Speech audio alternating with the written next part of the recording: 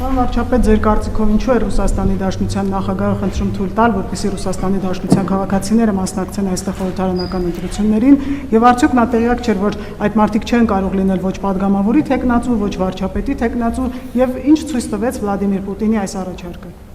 Գիտեք, ես կարծում եմ Ռուսաստանի նախագահը առավել եւս հաշվի առնելով երկրի մասշտաբները եւ այն օրակարգը, որի հետ ամեն օր առնչվում է Ռուսաստանի նախագահը, ինքը ուզենա էլ չի կարող այդ մանրամասների մեջ մտնել։ Եվ բնականաբար, գիտեք, շատ դեպքերում ես էլ տեղեկություններ, որ փոխանցում եմ, ոչ թե իմ անձնական հետազոտության արդյունքում ձեռք բերած տեղեկությունն եմ փոխանցում, այլ ինձ զեկուցված տեղեկություն։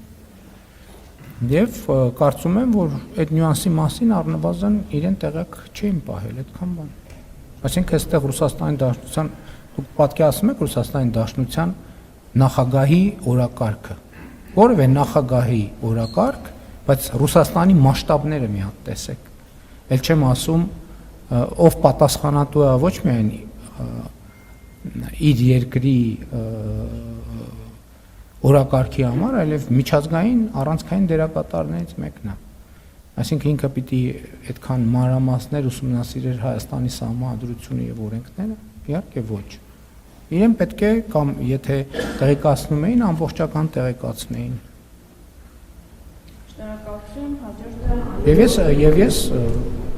այն ինչ որ չէր արվել, պարզապես իրեն տեղյակ պահեցի, որ տես նրբություն կա։ Հավանիչ տեսանյութը եւ բաժանորդագրվիչ նորությունները բաց չթողնելու համար